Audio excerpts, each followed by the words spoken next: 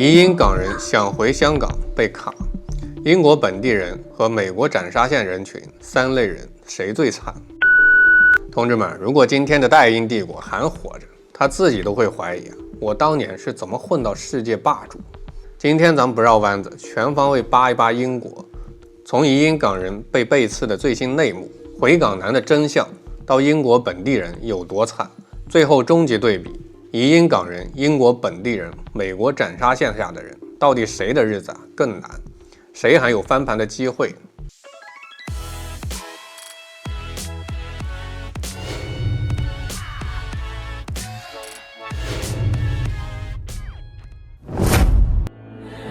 咱們上期聊的移英港人的困境，這期有更劲爆的內幕。英國2025年底剛拋出的移民政策諮詢文件，直接給 BNO 港人來了一個致命一擊。以前承諾的5+1永居通道，現在偷偷改成了10年起步，還加了2個幾乎不可能完成的硬門檻。英語要達到 B2 水平，相當於雅思6至6.5分，年收入要超過12570英鎊，約12萬港元。這個聽起來簡單，但你要知道，拿 BNO 護照去英國的人，他是不能找到正規工作的。這哪是篩選移民，這分明是勸退。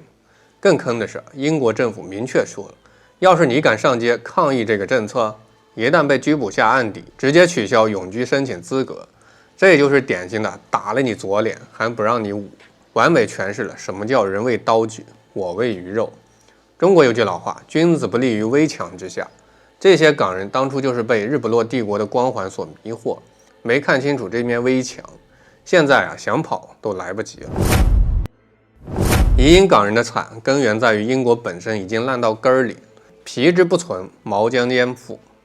一個國家的經濟都快垮了，普通人怎麼可能過得好？首先是債務危機已經到了拆東牆補西牆，最後牆塌了的地步。英國現在的30年期國債收益飆到1998年以來的新高，每年光還債務利息就要花1000億英鎊，這錢相當於英國一整年的國防預算，等於全英國納稅人辛辛苦苦掙的錢一大半都給銀行打工了。更諷刺的是，前首相特拉斯想靠減稅刺激經濟，結果沒砍政府開支，導致公債單日暴漲50個基點。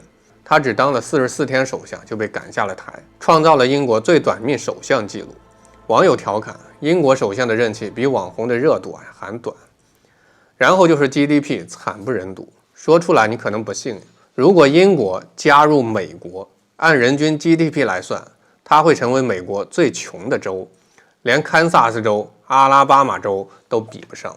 2024年經購買力平價調整，英國人平均 GDP 才 4.47 萬英鎊，不僅不如意大利的 5.61 萬歐，甚至連美國最窮的密西西比州都比它高。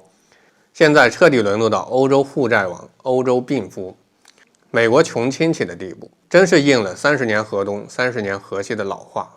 更矛盾的是，英國的勞動力市場，一邊是失業率漲到 4.5%， 招聘崗位連續34個季度下跌，服務業連續6個季度下滑，另一邊是薪資上漲 5.6%， 遠超 2.6% 的通脹率。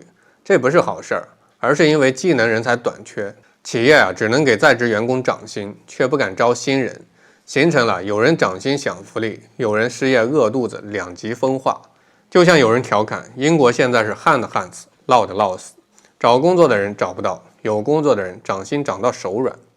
還有個致命問題富人集體跑路，1年之內有16500名富人逃離英國，其中78位億萬富豪帶走了1500億美元資產，相當於英國 GDP 的 5%。 富人跑了，稅收少了，政府只能削減公共福利，最後買單的還是普通人跟移英港人。子曾經曰過，良禽擇木而棲，英國這棵樹現在又乾又枯，還天天掉葉子，有能力的鳥當然要飛走。如果說經濟爛攤子是根源，那 NHS 也就是國民保障署的崩潰就是壓垮英國人的最後一根稻草。以前英國人流傳 NHS 免費醫療，生病不用愁，現在呢 NHS 已經成了排隊等死的代名詞。2025年首相斯塔默直接宣布废除英格蘭地区的 NHS， 這個維持了近80年的醫療體系徹底走向了消亡。咱們看一組觸目驚心的數據，现在英國有740萬人在等待住院治療，相當於每10個英國人就有1個人在等着看病，其中37.1萬人已經等了1年多，裡邊不乏需要髖關節置換、癌症手術的病人。急診室更離譜，有患者等了46個小時才看到醫生。疑似中風的女患者坐在椅子上等了24個小時，醫護人員不僅不管她，還在打賭看她多久能看上病。這哪是醫院，簡直是人間煉獄。更嚇人的是，每周有300至500名患者在急診室中喪命，死者不是因為絕症，而是因為等待時間的太長。你看，斩沙縣那味兒有沒有？有網友吐槽，在英國看病，等治療的時間比癌症本身還長。去 NHS 看病不如去廟裡求神拜佛，至少不用排隊。我看到個笑話，有人在英國感冒了，去 NHS 預約，醫生說最快能約到3個月後。結果呢，3個月後他感冒好了。醫生問，你現在還有什麼症狀呢？他說，現在沒病，就是等了3個月，想看看你長什麼樣。NHS 崩潰的原因很簡單，缺錢缺人。英國政府对 NHS 投入连年減少，2023年預算缺口達到50億英鎊，醫護人員薪資不漲，只能罷工抗議。近2年來，英格蘭的住院醫生已經罷工10餘次，最近一次直接罷工5天，導致醫院徹底停擺。現在情況是，富人都去私立醫院花大價錢享受優質服務，普通人呢只能在 NHS 排隊，運氣好能看上病，運氣不好只能聽天由命。不過最近流行一個新的選擇，他們可以打飛機來中國看病，來回的時間跟路費也許比他們還要低很多。話說回來，中國有句老話，倉廩實而知時節，衣食足而知榮辱。連基本的醫療都保障不了，這個國家的民生可想而知。咱們再說英國本地人，比移英港人更慘的溫水青蛙。聊完移英港人跟 NHS， 咱們來看看英国本地人过得怎麼樣。很多人覺得本地人有身份優勢，肯定比港人好，但真相是英國本地人更慘，他們是溫水煮青蛙中的青蛙，慢慢被現實消耗，卻無力轉變。第一，薪資15年不漲，實際收入縮水。從2008年到2025年，英國普通上班族平均薪資幾乎沒漲過。考慮到通脹，實際收入反而下降了10%。雖然2025年實際生活工資上調到13.45英鎊每小時，但仍有450萬低薪工人難以負擔生活必需品。42%的人被迫求助食品銀行，有未成年子女的家庭更是高達56%。有人調侃，在英國工作就像在跑步機上跑步，看似在努力，其實一直就在原地踏步，甚至還在後退。第二，房價高不可攀，租房都難。倫敦的平均房價約1600萬港幣，而年輕專業人士的年薪只有28至35萬港幣，房價是年薪的10倍以上，房貸最多只能貸4.5倍年薪。也就是說，想在倫敦買房，得存1400萬港幣的首付，普通家庭幾輩子都攒不夠。而且他租房也不便宜，倫敦市中心一居室月租要1200英鎊，大約1.1萬港幣，占普通上班族月薪的1半以上。很多年輕人只能跟3-4個人合租一個小公寓，人均面積不足10平。第三，生活成本爆炸，日子過得緊巴巴。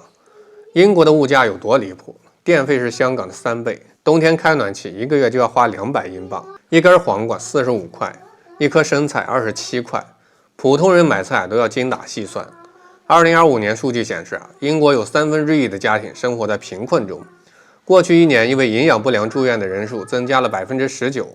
以前的日不落帝國，現在居然有老百姓吃不飽飯，真是諷刺。第四，看不到未来，年輕人集體跑路。72%的英國年輕人表示想離開這個國家，38%已經制定了5年內的移民計劃。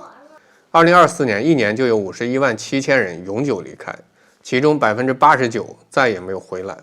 有個英國年輕人接受採訪的時候說，我在英國找不到好工作，掙不到錢，看不到未來，不如去澳大利亞或加拿大，至少那裡還有機會。生於憂患，死於安樂。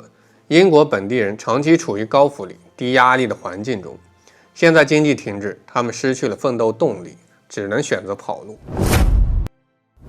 注意啊，現在到了最關鍵的对比環節，移英港人、英國本地人都這麼慘，那美國斬殺線下的人他們是不是更慘？首先呀，得搞懂什么是美国的斩杀线，這是個遊戲話術，指這個角色的血量低於一定比例就會被瞬間斬殺。放在美國社會，就是很多人看似有工作、有住所，實際上財務極度脆弱，一旦遇到什麼疾病、意外或者房租上漲，就會瞬間跌入貧困，甚至無家可歸，再難翻身。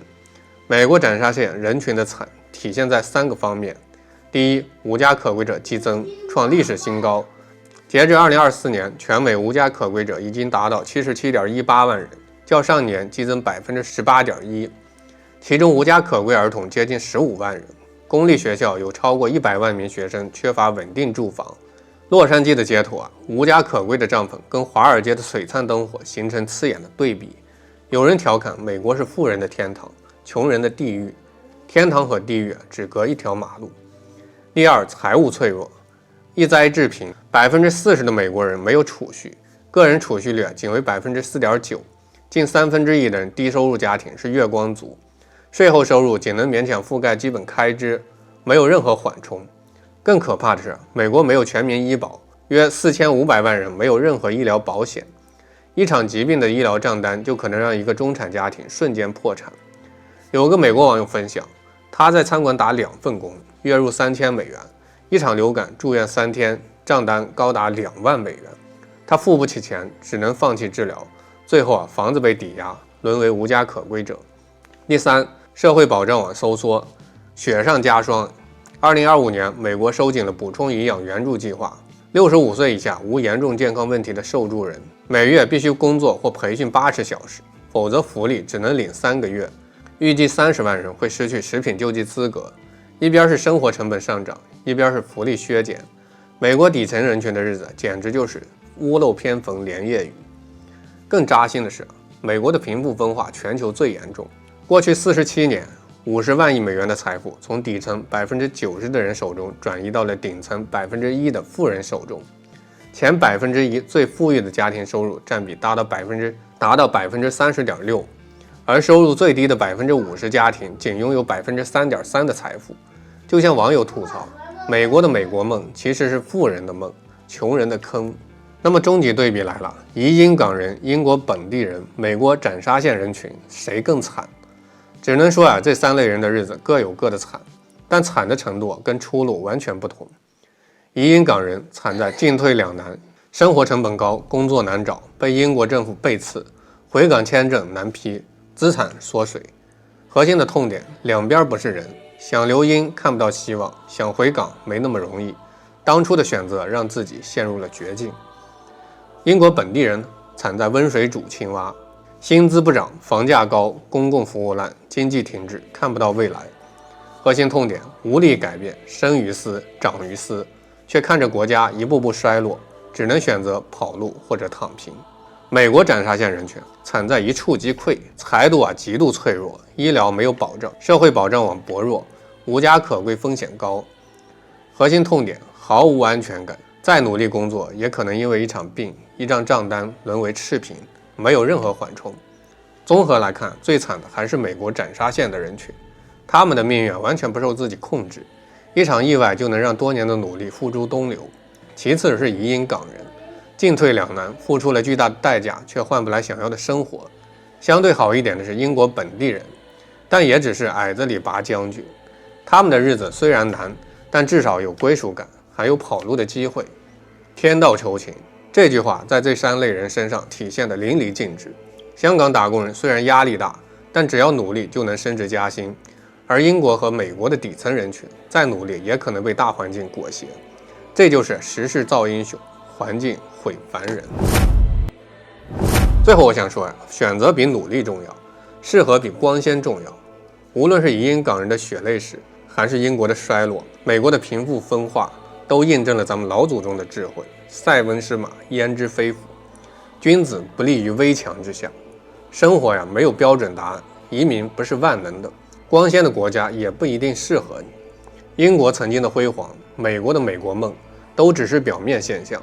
深層次的民生困境、經濟矛盾，只有真正生活在那兒的人才能體會。